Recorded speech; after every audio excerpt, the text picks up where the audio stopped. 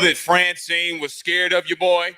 You know how I know that Francine was scared to come right up AYS studio? Because as soon as it was about to make landfall right at your boy, the eye wall was coming right at your boy, Francine done hit that juke stick like they're playing college football 25 and just went a little bit more east. I do hope that everyone is doing okay. I hope everyone's doing fine. If your house is fine, if you're fine, give us a thumbs up in the chat. But I'm glad that we are here on a Thursday. Did not believe, nor did I think that we would be live here on a Thursday. So glad and grateful that you and I get to share tonight on another podcast with one another. Right? I am so happy and thrilled that you and I get to spend that time together. Without question.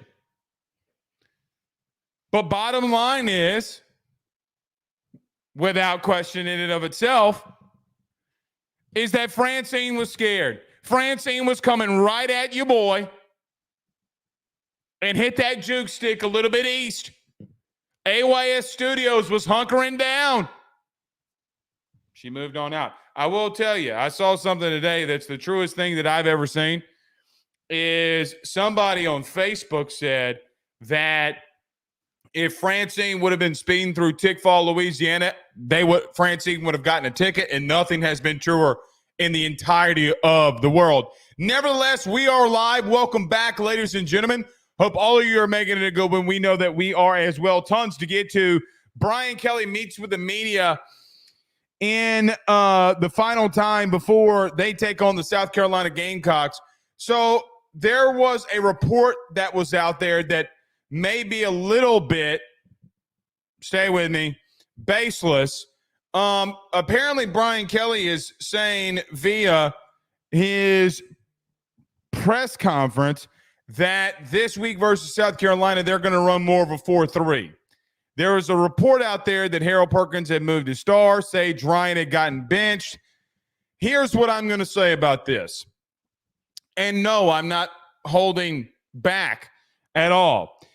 There are thousands, hundreds of thousands of times when people like myself or other people that are in this business hold back so much from what they know, not what they hear, what they know to be true, so that it benefits LSU. I was told by South Carolina people today that they were practicing on Harold Perkins being in Major Burns' role. Here's what I'm going to tell you. We're going to break down what Brian Kelly said. I do think that they're going to do our number one thing that we talked about yesterday morning about letting and making Lenoris Sellers beat them through the air. Eliminating and limiting the explosive plays from him in the passing game. So we'll talk about all of that. We'll get to that here tonight as well. Since I already gave you keys to victory, I'm going to give you my final thoughts. Four questions that I have to pose to you, the listener, tonight, and just to LSU in general tonight. Hey, if this happens, then what? If this doesn't happen, then what? So we'll give our final thoughts on this week as well. We will LSU Baseball Schedule, SEC and non-conference has been announced officially. We'll talk about that tonight. How about this? The last weekend of SEC play in the regular season, you're going up to South Carolina. You think ESPN knows what they're doing? You think the SEC knows what they're doing? Hell yeah, they do. Very backloaded, very much backloaded for the Tigers in the baseball schedule. We'll talk about that here tonight as well. And we'll go old school podcast here.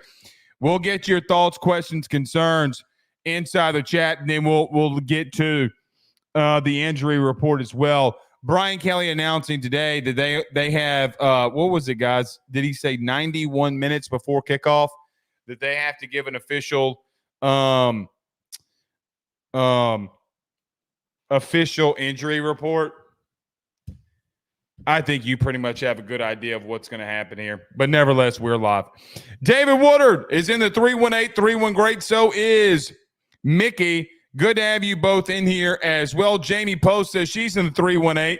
Winston-Salem, though, from the 318, Winston-Salem, North Carolina, headed to Columbia tomorrow to see the Tigers play. How about that? How about that?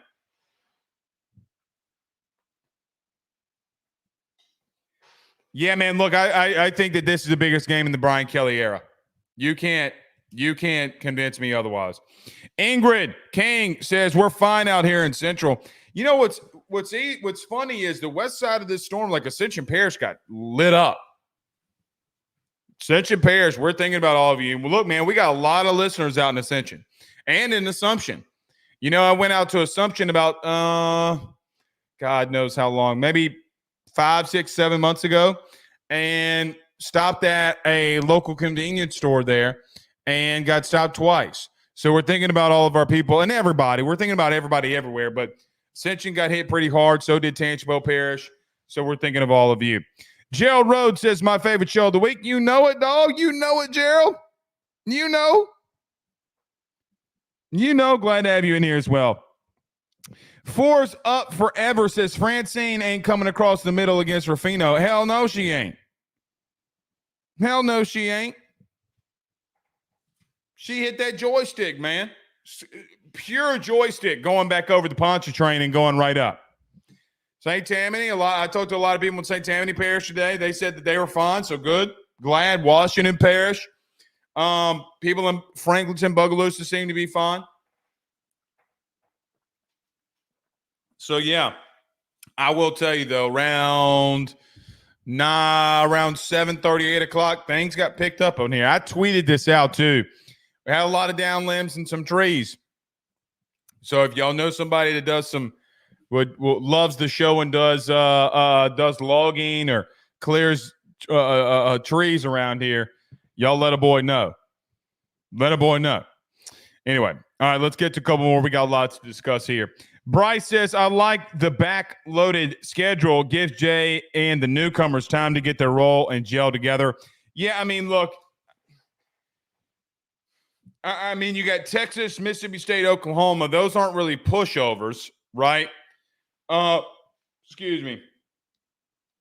Auburn stacked this year. They went and got a lot of good players. I mean, it's not easy, but it's definitely more backloaded because in the middle of April, you have Alabama, Tennessee, Texas A&M, Arkansas, and then South Carolina to round it out. That's a hell of a stretch down the stretch. Hell of a stretch. I'm starting to wonder if there is an easy weekend in SEC baseball now. Really, I am. Rob Boudreaux says, not a thing happened here. Yeah, I know. It's funny, 2 days ago when we were talking about this, we were assuming that the 337 was going to get popped, but really it was the 504 and the 985 that got the most damage. New Orleans got a lot of water, man. Lots of water. Jackson's in the 504, the French Quarter stand up. Good to have you here. Anthony B. Saint says, oh, Lord, look who it is. Good to see you safe, Blake. Yeah, good to be here. Glad to be here. Jared says, Caleb runs the rock pretty good. We have running backs. We need an effective running game. Jared, it's our number 3 tonight. We're going to come out of the show here tonight and lead off with some questions. It's our number 3. I'm going to call out the running back room tonight. So, Jared, you're on the right path of what we're going to be talking about here, bud. Yes, indeed. Cat Clark says, can't run the ball against the stacked Bucks, especially against South Carolina. Are we living in la-la land? No, you're not living in la-la land. Look, here's what I'll say. We used to bitch, moan, and complain that Les used to run in stacked boxes. It's not, and Brian Kelly alluded to this in his press conference just a minute ago. Listen, it's not that you can't and you shouldn't and that they won't. It's that, look, man, when you got 6 people and then wide receivers bunched in, it's not conducive. Just not conducive to what you want to do. I mean, Brian Kelly alluded to this. Like, what does Tennessee do? Tennessee spreads you out, and then they ran the ball last week for 250 plus. Damn right they did. You know why? Because they got 5 and 6 dudes in the box, and Lance Hurd is snapping necks and cashing checks like it's the Catalina wine mixer, right? Like, I mean, Guys, I will tell you, I played in that system. When you spread teams out and they got 5 guys in the box, your running back can find 6 guys in the box. They can find creases easier when there's, like the photo I showed you on Monday. When you have 9 players 10 yards from the ball at minimum, I mean, guys, that's not good at all. Not good at all. Harry Wilson with a $5 super chat says, you said the most important game for BK. What does it tell? Win or lose? Harry. Handy dandy notebook here. That's number 4 in the questions we asked tonight. So I want to answer your question in the super chat, but since I know you well enough, Harry, this is what I'm going to do with this because I know that you won't mind it. I'm going to wait because when we come out of the break here, we're going to answer that question in number 4. What happens if you win? I've given you what happens if I win. What if you lose? What if you lose? And, Harry, I might go on a little tangent on that. So we'll get to that. I promise. Thank you for the super chat. By the way, 8,100 subscribers. You guys, 100 every week, just coming in like clockwork. Ruffino Joe Show, man, it's like a 500 every 2 weeks, 600 every 2 weeks. Y'all guys are going over there and subscribing. We greatly appreciate it. By the way, all you LSU fans that listen to the show, y'all better go to Ruffino Joe. They talking mad shit about y'all. All you cool yawns. They talking shit about you cool yawns.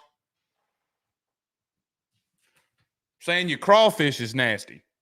Y'all better go to Ruffino Joe Show and get in them comments section. Them South Carolina fans ripping you up. Ripping us up.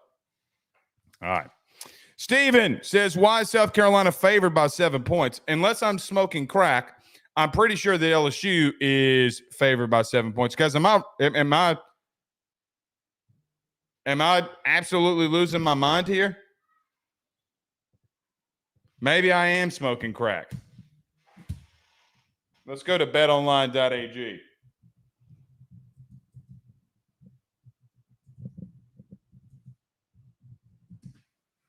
Let's go to betonline.ag. Let's see what BetOnline has here. No, it's LSU -7. They're not the underdogs. They're the favorites. 6.5 on BetOnline at the current moment for LSU. So, yeah, minus means you're favored. Positive means that you are the underdog. But here's the truth. Here's what I'll tell you. Here's what how do I want to say this?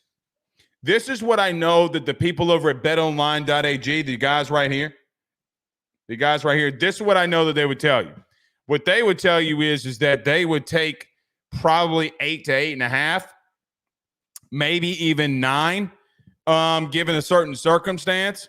But this is what I know in talking to Dave and those guys. They would probably put a little bit higher if they knew a little bit more about the weather. I'll leave it at that. Josh Chapman with a $2 super chat. Yeah, I like this. Josh, this is a good super chat. Josh says, BK with The Town. If you don't know what The Town is, it's a Boston movie with, was it Affleck and Jeremy Renner. It says with the town accent in the presser. Dude, that's one of the best Boston accents. Which it's not maybe even really a Boston accent to him because he's from Boston. He's from Massachusetts. Boston. Smart Park. The Red Sox. But yeah, how about that? Rick says talking about a Northeasterner. Yeah. Josh, I'm with you. That's a hell of an accent, man. Hell of a lot of an accent right there. So yeah. Cat says we were the favorites against USC too. Yeah, we were. You're also the underdogs against Bama. I mean, look, man. I'll tell you this. Just because you're favorite or you're the underdog means nothing. Sometimes. Most of the times. It does, though. Perry Delahousse says power back at 4:30 p.m. South in Denham Springs, Louisiana. How about that? Yes, indeed. How about that? Glad that you have gotten power back. Let's do this. Let's get rolling, man. Everybody do us a favor by hitting the like and share to all those groups. If you're on Facebook, to all of those social media pages. You're watching us, listening to us on YouTube. Like, subscribe, notification bell, wherever you listen to podcasts. Rate, review, and subscribe. When we come back, I give you 4 final thoughts, 4 final questions going into this week. We'll talk about the Brian Kelly press conference. Harold Perkins, new role. Doesn't seem that is likely. They just want to get 3 linebackers on the field against this running game. We'll talk about the LSU baseball schedule, into the SEC a little bit more than anything. That's where we'll keep all of our focus. ULL coming into town.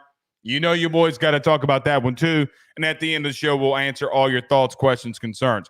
Let's talk about our good friends. We just mentioned them over at betonline.ag, our good friends over at J&J Exterminating. My man, the myth, the legend himself, Tyler Alexander over at LPT Realty. If you need a home, man, just go talk to my dude, Tyler, man. I'm serious. If you want to sell your home, give him a call. We'll be right back. Lots to discuss. Stay with us.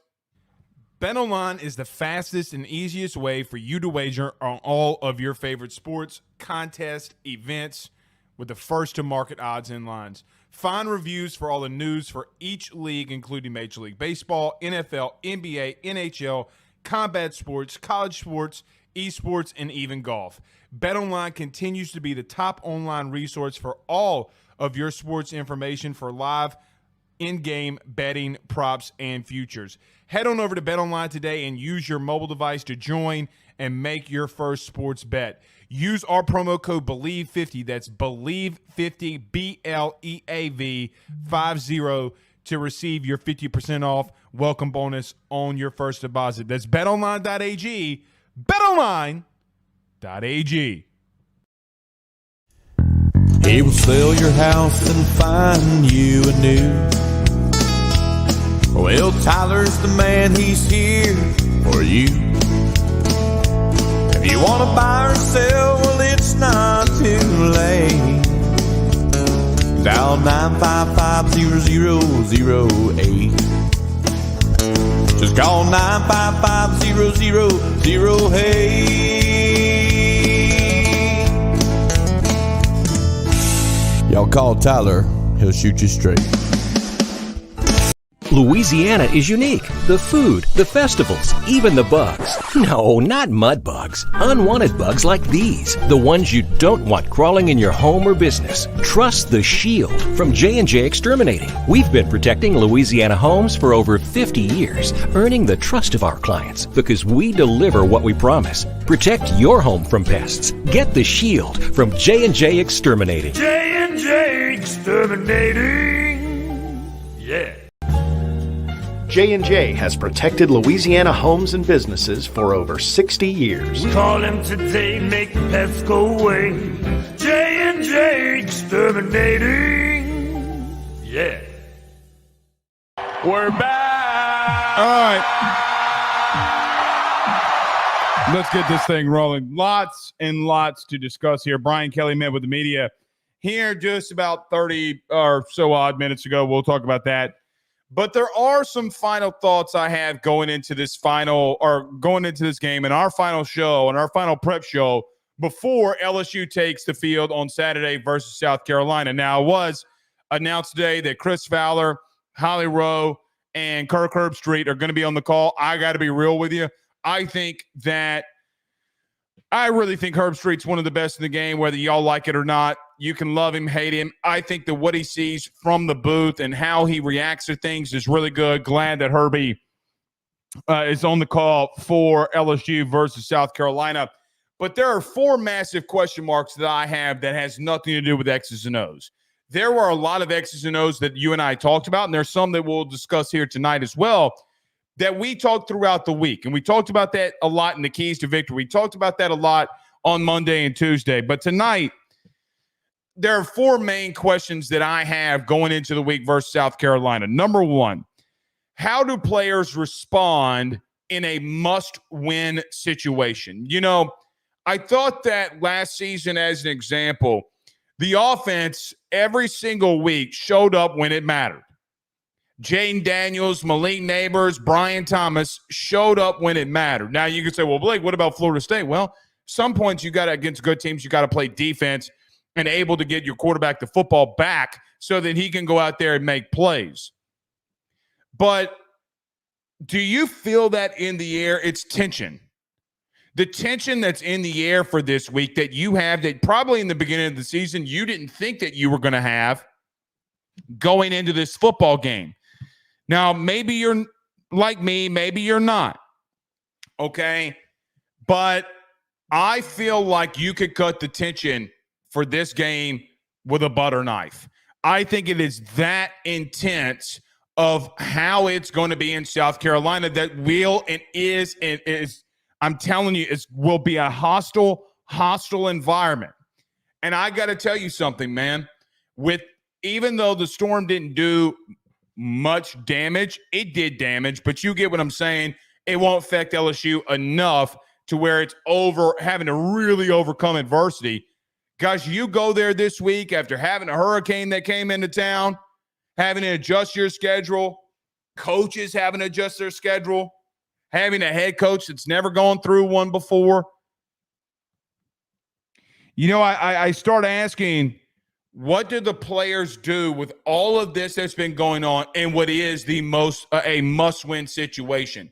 You know, and what college football has taught us, and sports in general, and any sport, what has it taught us when you're in a tenure with a coach, especially like a guy like Brian Kelly going into year 3? You really start seeing how players feel about a guy when they start playing with effort and enthusiasm and going out there and wanting to make statements in must-win situations like this.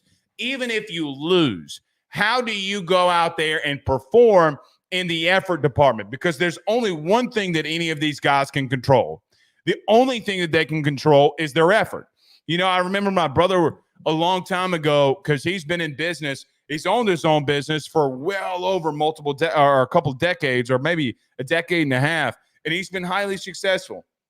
And he'd always tell me the old business cliche, control what you can control. And it's funny because when we look at sports and we think that some of this stuff is coach speak, like control what you can control. And that's what LSU's got to accomplish this week. Just control what you can control, being focused, locked in, and determined, and go out there and play for a coach who's quite honestly had your back in a lot of situations on bad performances that you've had. How do you respond in a hostile environment? So the biggest question that I have, I use this analogy a lot. I used it week 1 and during the entire offseason when it came to USC. Lincoln Riley and all the Rudy Papu that people were putting on his name about he sucks, he's not a good coach, he didn't fix anything, his quarterback stinks, he stinks, he doesn't like recruiting, he can't turn that place around. Dog in a corner. He was a dog in a corner. And I tell you this every time that we're in this situation. Me personally, what am I going to say? I don't like going up teams when I feel like that team is a dog in the corner. And I feel like, and which gives me some positivity, you're that dog in the corner.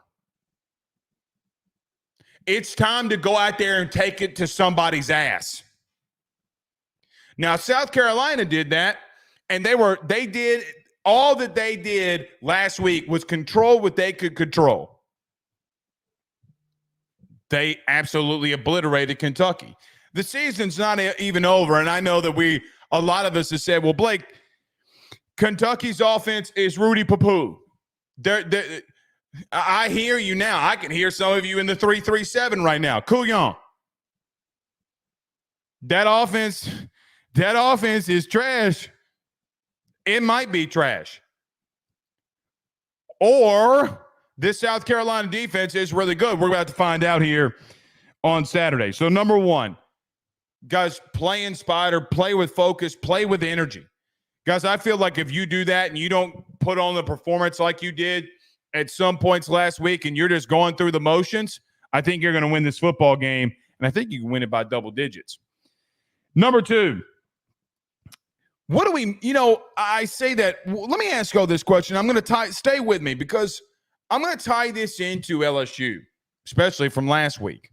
What do we make of teams around the country playing Rudy Papoo? Well, Blake, who's playing Rudy Papoo? I look at Oregon the last 2 weeks. Oregon's played 2 teams from the state of Idaho, no Udo. But they played 2 teams from the state of Idaho, and they had to have a field goal at the end to beat Boise State last week, and they only beat Idaho by 2 scores. What do we make of these really talented teams struggling out of the gate? Is that LSU? Do we look at teams now and say, well, maybe, man, with all of this turnover, which Oregon had turnover, Notre Dame had turnover, and thinking about Notre Dame, they lost to Northern Illinois last week. You had massive turnovers. What do all 3 of those teams have in common? All 3 of their quarterbacks are in the NFL. I look at the Texases of the world who, what do we make of Michigan, who they blew out last week? I think there's something to be said about replacing as much as you had to replace. But there comes a part in time, usually around week 3, week 4, that if you aren't starting to hit a little bit of a stride of who you are as a team, then, you're a month into the season. You've already kind of month into the season, if we're going to be honest, if you want to talk about fall camp. But I look at LSU and say, well, look, man, there's been other teams that are highly talented across the country. Kentucky on defense included in that one as well. A lot of really good teams that have struggled out of the gate. You can't go in there into Columbia and struggling. Now, what's interesting is I don't know if you'll go in there and struggle. I do think that you're better than some are leading on. I do think that I and others, and maybe you're putting a little bit too much on this game. But considering how teams have looked the last 2 weeks, and I don't really care that South Carolina was on the ropes against Old Dominion. What I care is that they blew out a really good what I thought was a really good SEC opponent that had a really good defense.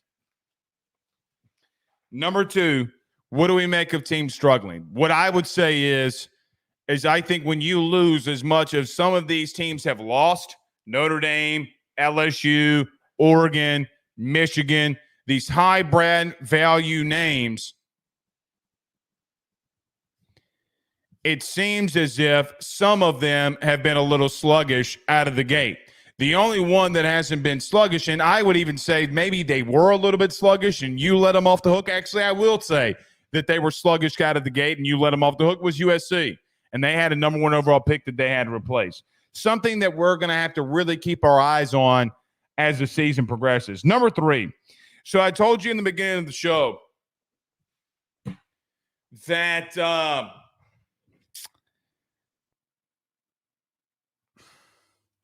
I was going to call out a position group. I'm not going to call out names, but you all know who's in there. And I don't think, when I say I'm going to call this position group out. We had a super chat in here earlier about this and was asking about the running back room. Brian Kelly is not wrong when he says that you have not seen many favorable boxes and what most coaches mean, guys, they don't care if you're inside the hatches. They mean a lot of guys in your running lanes. What do you make of teams doing that, trying to take away the run that you are trying to do and things that you're trying to do in the running game versus like what Brian Kelly said and admitted today? Guys, I'm going to call out the running back room. I know that you've had some issues, okay, along your offensive line at times. That's got nothing to do with breaking a tackle, getting outside like we saw John Emery in week 1, or hitting a hole that maybe the play wasn't designed to be there for and hitting it right up the middle and having a massive gain. But guys, I'm going to call out this running back room. You got to run and play determined this week. Guys, every yard is going to be crucial. Now, I think teams and especially us forgot about this. You don't have a Jaden Daniels on your roster. And what he did, and I told you this even in 22, when you can run the football the way that he does, he separates himself from everybody. That's why he's the rookie of the week in the NFL. But I don't mind 4 yards in a cloud of dust. Because you get 2nd and 6, you run it for 4 yards again. That doesn't bother me. You got to stay with the running game. Guys, I look at Georgia as an example in week 1.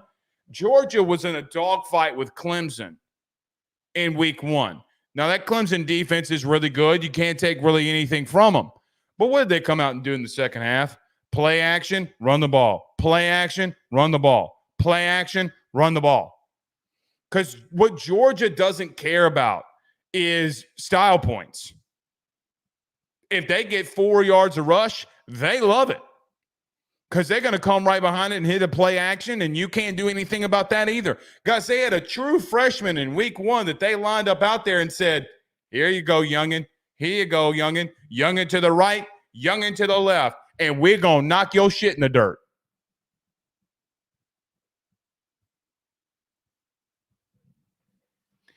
Georgia runs the football effectively enough throughout games that it makes teams in midway through the 3rd and 4th quarter sound like Shannon Sharp on Instagram Live.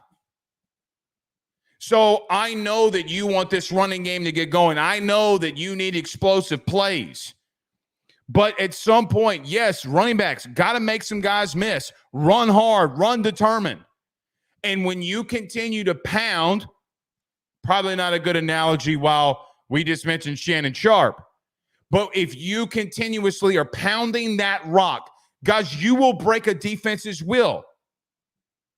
Now, Dylan Stewart, I would assume after 2 weeks, most people would think is going to be a freshman at minimum All-American. What does he do when you run right at him with Emory Jones and Will Campbell? So what? You're getting 4 yards in a cloud of dust. Guys, line up and run that thing. And I promise you,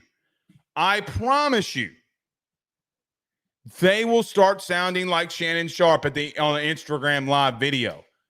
Here's another thing that I want to mention. I got called out. Well, Blake, you said that they were going to run against USC. I said, no. If you go back and listen, what we said is after halftime, you're going to have to stay with this running game. John Emery had 61 yards in the second half on 10 carries. So while I do think they got way too conservative, doesn't mean that in the second half you did not have success in the running game. Running backs, Caleb Jackson, Josh Williams, Caden Durham, put your head down. Run somebody's shit right over. You got speed at running back. Caleb Jackson's got speed. Get him out there. And even if it's not technically a run, throw Josh Williams the football in the flat. You did it all offseason. I saw you do it 100 bajillion times in fall camp. I hadn't seen you do it once this year so far. Not once.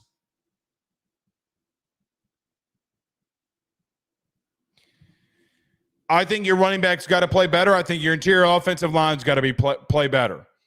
I agree with Brian Kelly. I agree with Carter.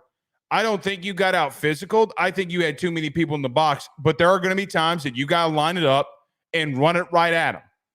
What running back can break through and be good? Say this, man. I'm going to pre-look into next season. When you got speed at running back like Harlan Berry, that guy will be a difference maker for you day one. Got to run it at him. Like I was asked, Blake, what do you think about Caleb Jackson being 9 of 19 in the last game? Nothing. You know why? Because stats mean nothing on context. The last carry that Caleb Jackson got was a 7-yard gain where he broke 2 tackles right up the gut. At some point, you got to continue to give that man the rock. I promise you he's going to bust one off. We saw it all camp. Guys, he ran. Here's what the weird thing is. When they kept giving him the rock in camp, Dude kept busting long runs if you gave it to him long enough. He's a workhorse. You can't spell him like that. You can't spell him. You got to get him the rock and got to get him touches. All right, number 4. What happens if LSU wins this game? Now, I know what some of you LSU fans are going to say, well, we're supposed to win this game. And you're not wrong. You are supposed to win this game.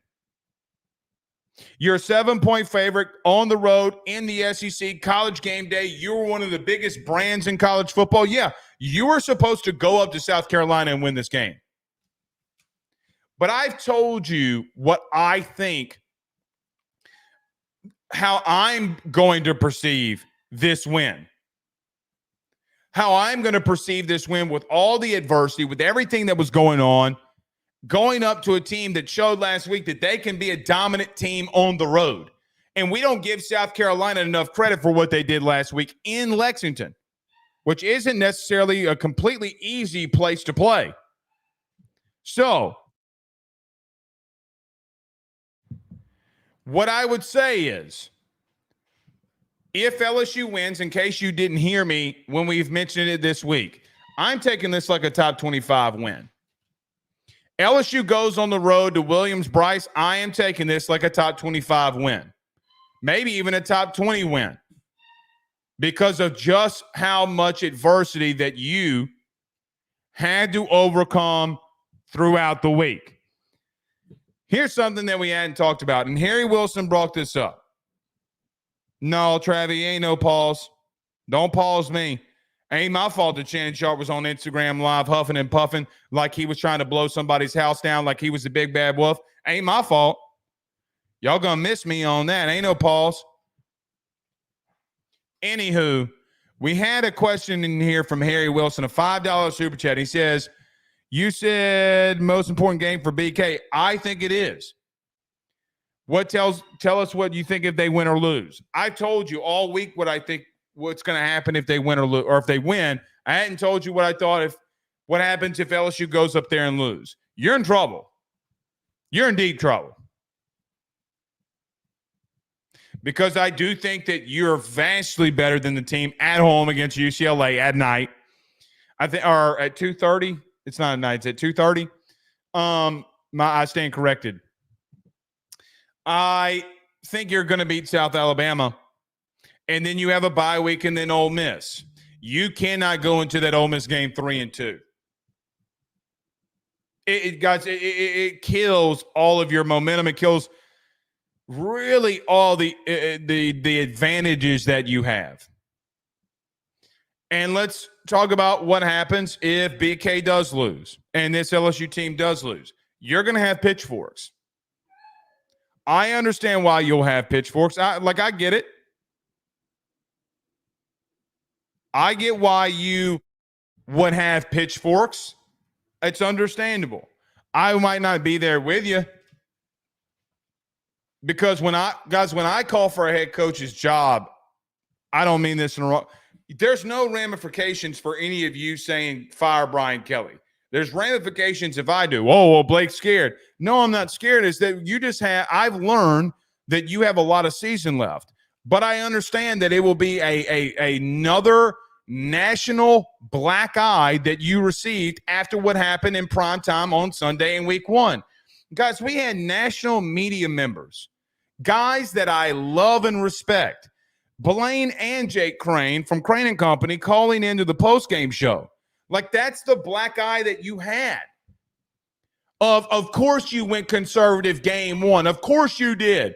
That's how they perceive you. But you know what? If you go up there and whip that ass,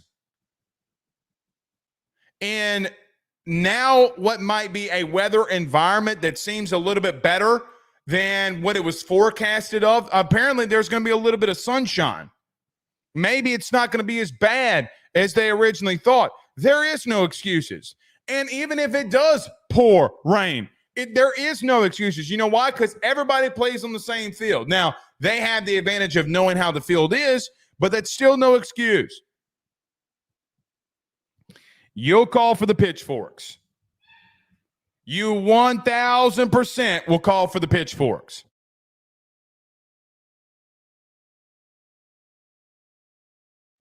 So,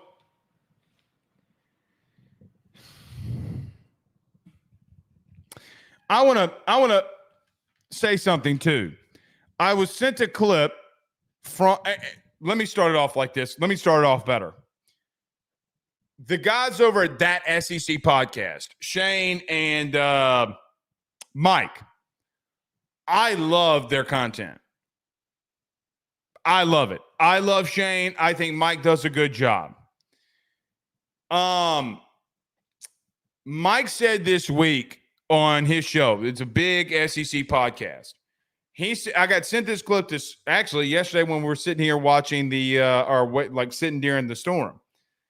Somebody sent me Mike saying that if LSU goes 7-5, Brian Kelly's fired.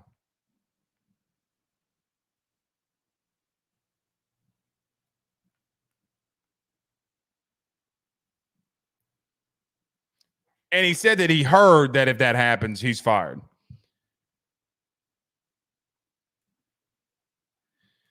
Let me say two things to that. Number one, I don't believe that, nor have I heard it. And I even try to make some phone calls today in reference to it. Scott ain't firing him, man. It ain't not this.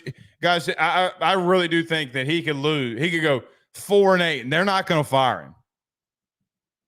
Unless a mega booster made, dropped their draws and really did something insane, and you better have the GOAT, Nick Saban, walking through the door right after him. That ain't going to happen neither because it's just not. Let me ask you this, though. Would you offer Saban $20 million to be the next head coach at LSU? Oh, shit. Miss Terry would never let that happen.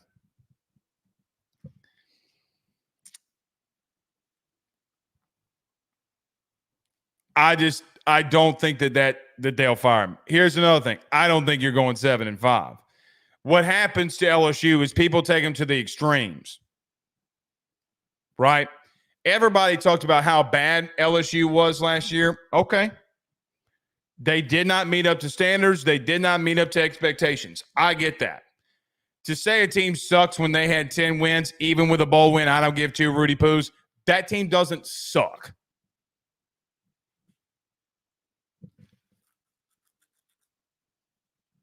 You know what you would be doing right now? What you would be doing right now is if LSU doesn't lose to Ole Miss and they're 10-2, let's just say 11-2. Let's give them a bowl win because even if they replace Missouri in the Cotton Bowl, they're beating Ohio State. Ohio State's third-string quarterback was in. They're winning that football game. Jaden Daniels, and I'll just tell you this, I have it on very good authority that Jaden Daniels more than likely would have given a massive thought about playing in a New Year's Six Bowl, but that didn't happen. Even with Garrett Nussmeier, I still think that you're beating Ohio State last year with Brian Thomas playing as well. If you're 11-2 coming off a New Year's Six Bowl win, people are having the expectations for you like they did this year to some extent about maybe an Ole Miss, even if you would have lost in week one. We would have been talking about, and which we probably should be talking about, is how good is USC. So, look, I've spent long on number 4. There's a lot to unpack if you lose that game. Tons and tons and tons of things to unpack in that game. I will tell you that I'm going to pick against LSU, maybe.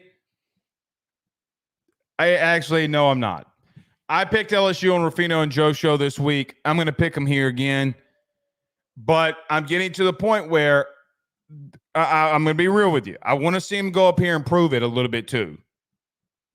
Like if I'm being fair and if I'm being honest, I want him to go up here and prove it. And I think that they can do it? Freaking right, I think that they could do it. I know they could do it. It's just, man, I need to see some things. All right. We got some super chats in here. Matthew Conkle with a $5 super chat says, Blake, I've done drank the Kool-Aid again.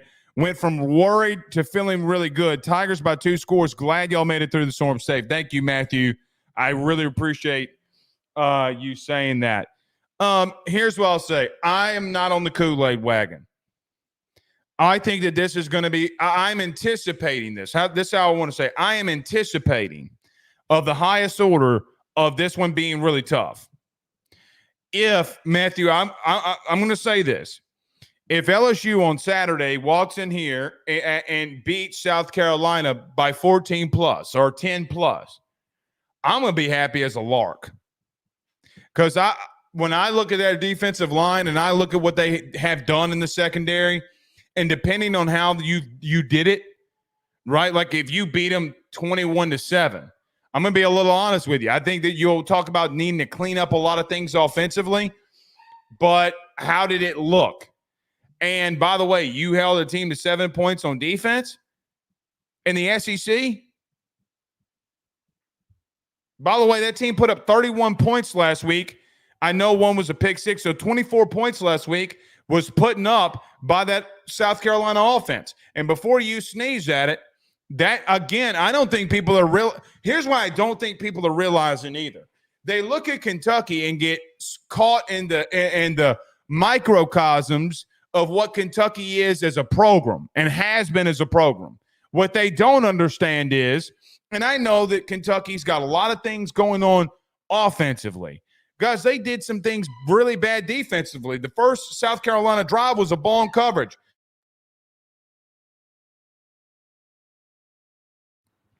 But anyway,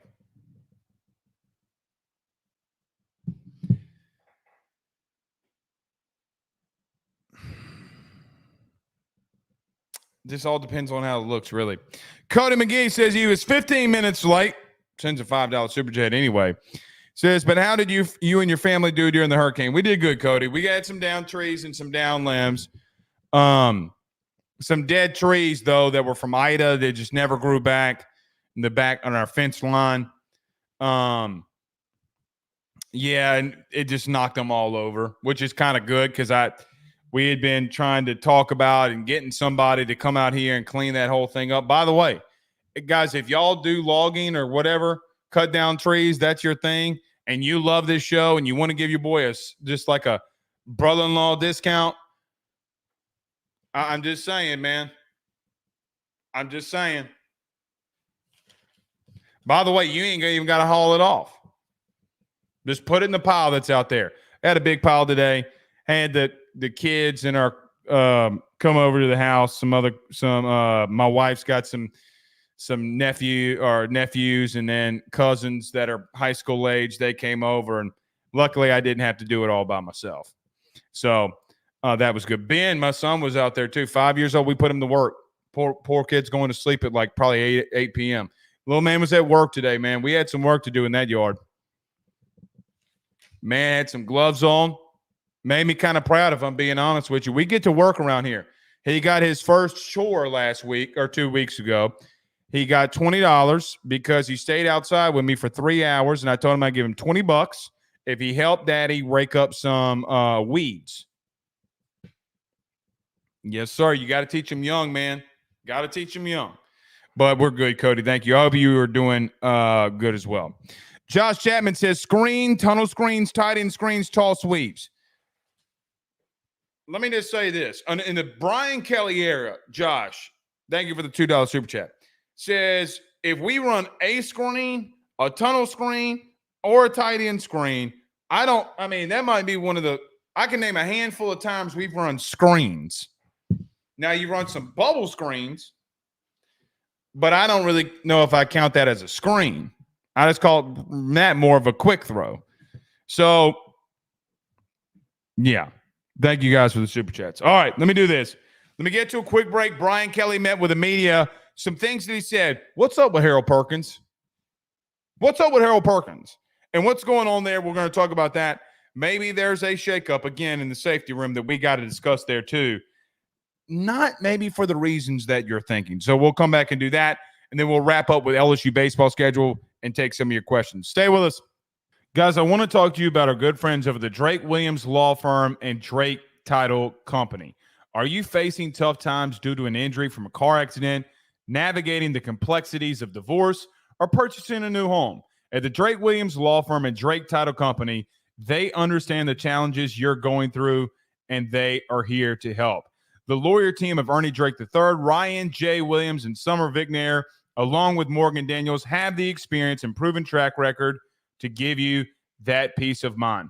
Give them a call today at 985-386-7600. That's 985-386-7600 to schedule a free consultation at their brand new office located in historic downtown Ponchatoula. They're also doing a special, the AYS special. If you're refinancing or closing on a home in Southeast Louisiana, request the Drake Title Company to handle your closing. If you mention Blake Ruffino and AYS, you're going to receive a $400 discount on title fees. Again, give them a call at 985-386-7600.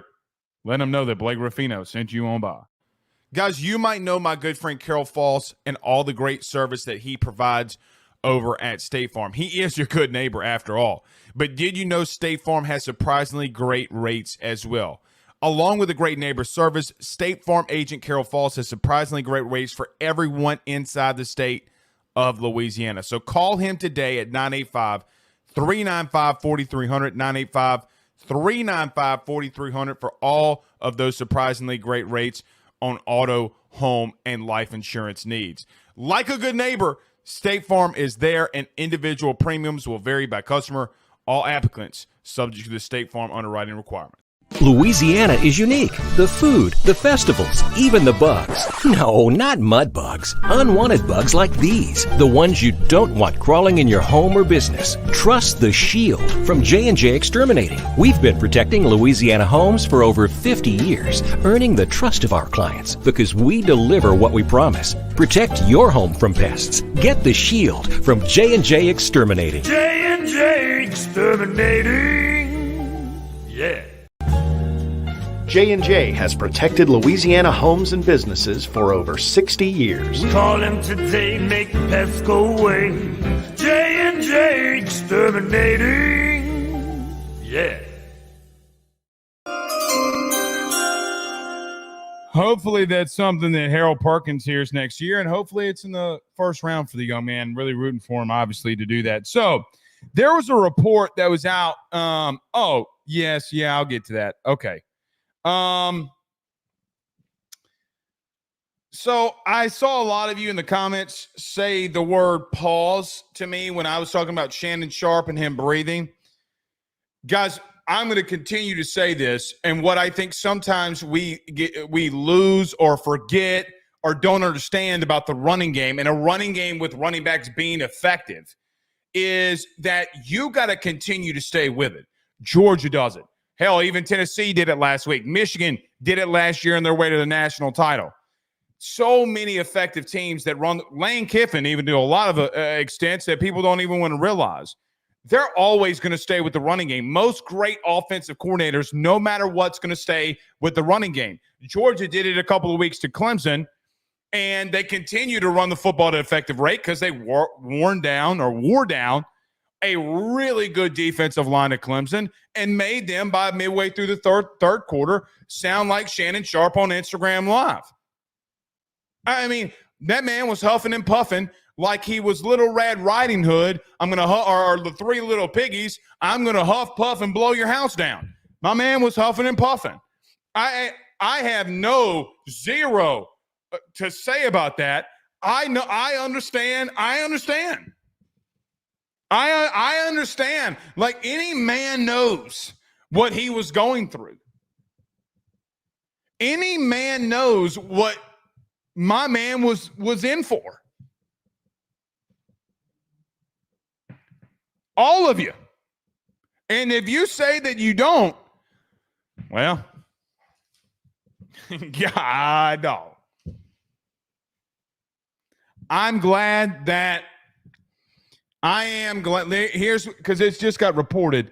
Breaking. ESPN announces that they're not punishing or doing any punishment for Shannon Sharpe. Good. You know, y'all are mad about the Paul Pierce thing. Paul Pierce was out here with hookers and strippers.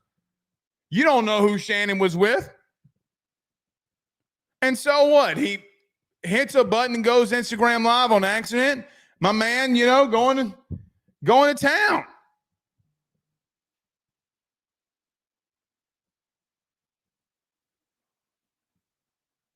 I mean,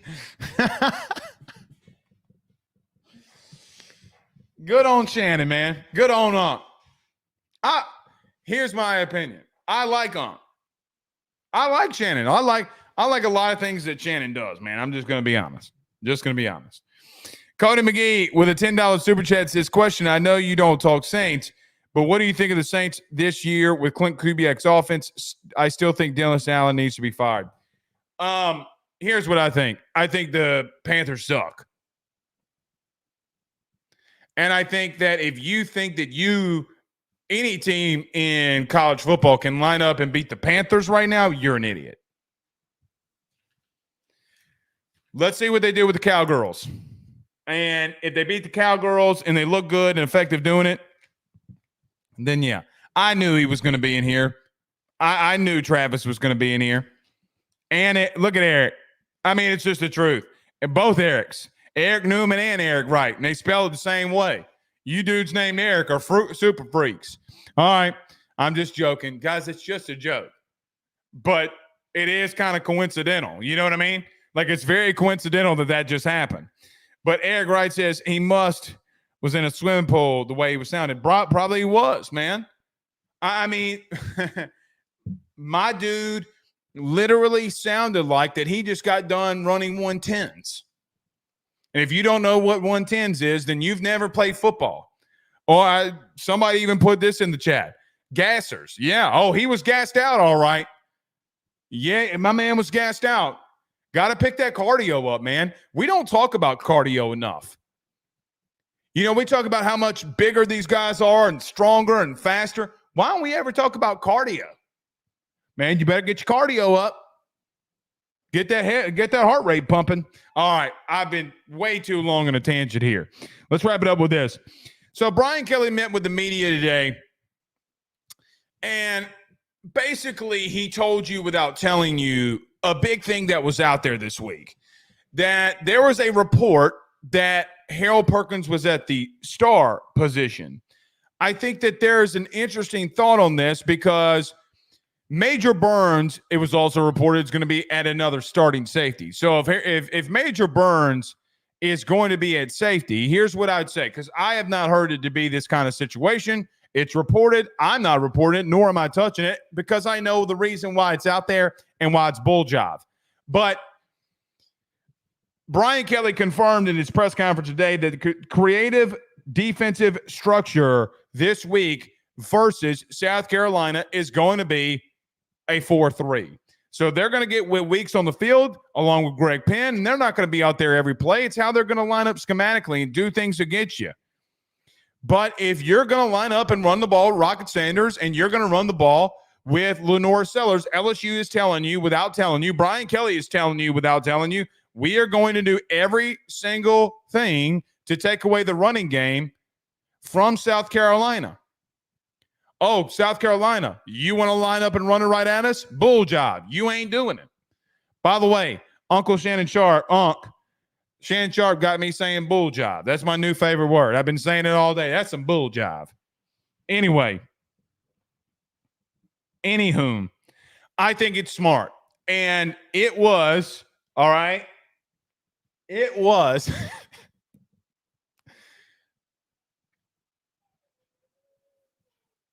I'm having way too much fun with this Shannon Sharp thing. Way too much fun. Yesterday morning, we talked about our keys to victory. One of the biggest points that you and I talked about in the keys to victory was you got to let Lenore Sellers. It was number one. Let Lenore Sellers beat you through the air. Because I know I said it on with Chris Phillips from SEC Unfiltered, and that post on Instagram's got like 35,000 listens, views, whatever. 40,000 views. I mean, it was 35,000 when I got here. Over 1,000 people had liked it. Great on us. Great on Chris. But I'm just telling you, like I told him, make Lenore Sellers throw it all over the place. Get three. Guys, Perkins is a linebacker. Sorry to tell you that. I don't he can't cover as a safety. He's not going to be a safety. Well, he's a box safety. All right, well, in this scheme of things, he's going to be a linebacker.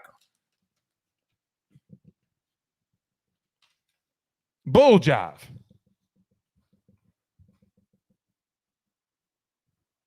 Unk's crazy, man. Unk's crazy. Along with that and stacking the box. So Brian Kelly also is pretty much confirming that they're going to be running man-to-man on the outside. Guys, I think you're in your base defense. And I think with Jordan Allen having a turf toe, major burns. So I think a lot of this too has to revolve around injuries. So Jordan Allen is on the injury report this week with a turf toe.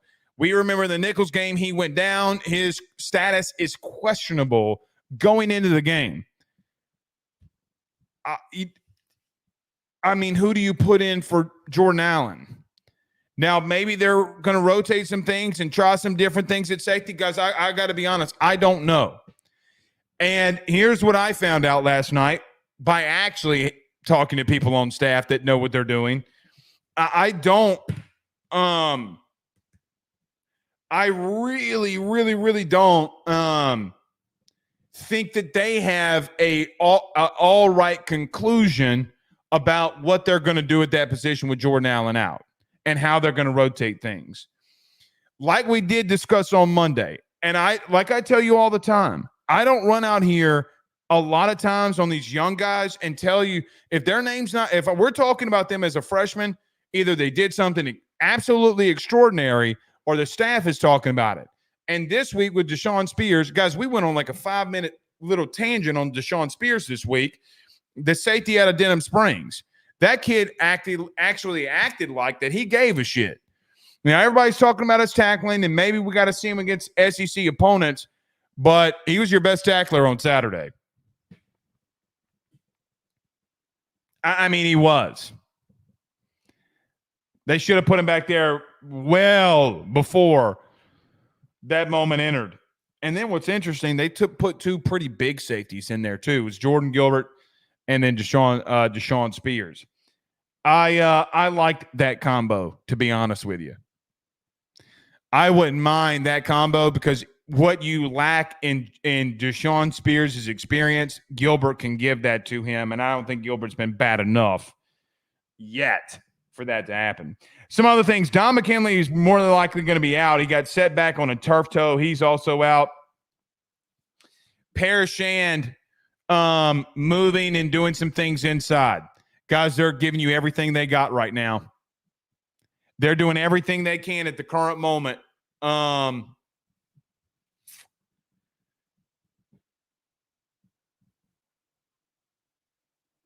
I think they're doing everything at the moment at the moment to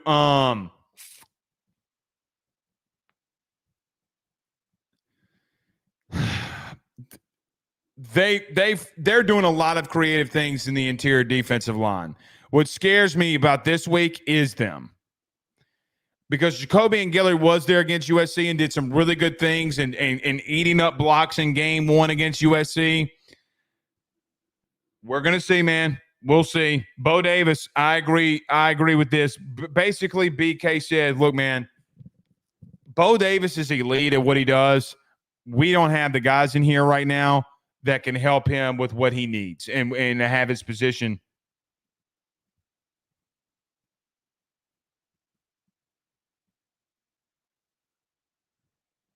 All right. Thumbs up, thumbs down in the chat. Can you hear me?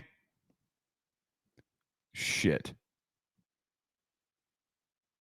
Either my lights are going out and our electricity is about to go out, or this ring light's about to go out.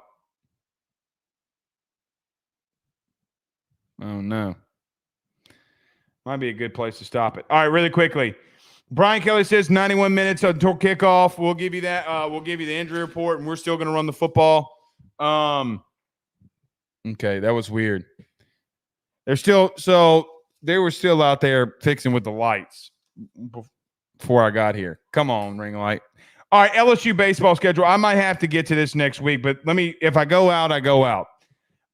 SEC play. LSU starts off with Mizzou at home and then Texas on the road to start off SEC play. Mississippi State, March 28th through the 30th at home. Oklahoma away. So the first 4 series against Mizzou, Texas, Mississippi State, Oklahoma. Those are all winnable. Oklahoma is a little tricky. You're going there. You've never been there before. It's going to be interesting. Going to be fun to play there. We'll see how that one plays out. Texas is also interesting. I think that they're really depleted, and I think it's going to take Schlossnagle a couple of years to get some things rolling. They didn't get a lot of great pieces out of the portal. You should beat Texas on the road, but you do have to go to the new home. Here's what's crazy and what pisses me off about this. Oklahoma and Texas come into the league, and LSU's got to go on the road to both of them. So basically I know what you're doing. The best baseball brand right in the SEC you're bringing to your new rivals here, that's bull jive. That's complete and utter bull jive. It's BS, man. Texas or Oklahoma should be here. That's flat out bull jive. After the first 4, the next 4, you have Auburn, Alabama, Tennessee, and then Texas A&M.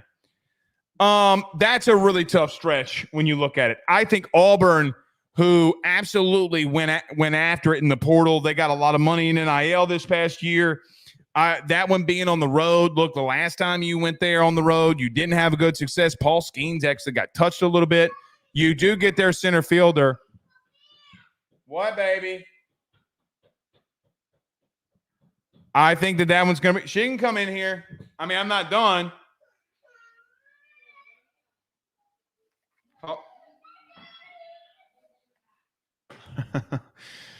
Oh, baby Jewel's a girl, daddy's girl.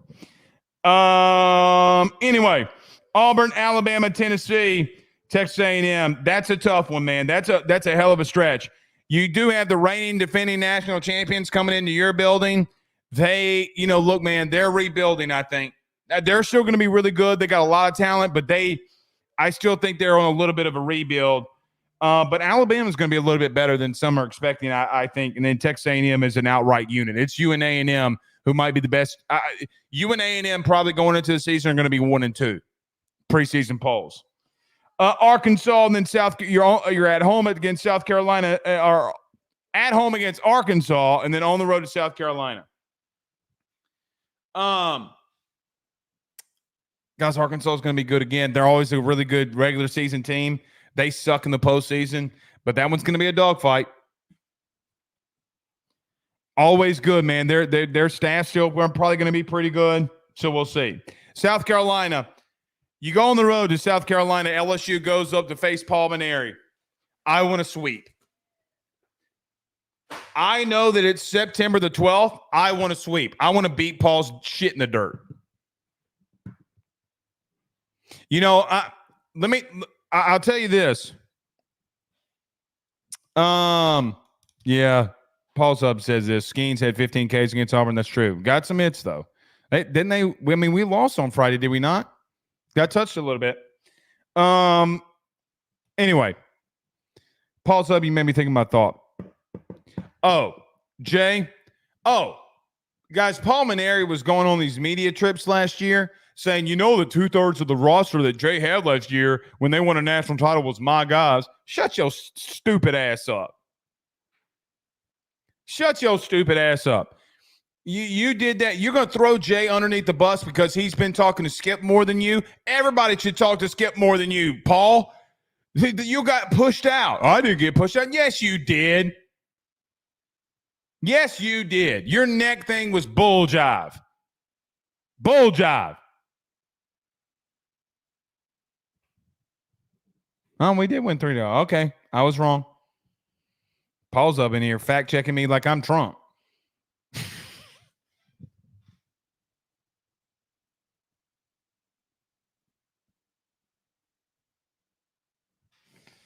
I'm going to get so much pushback for that.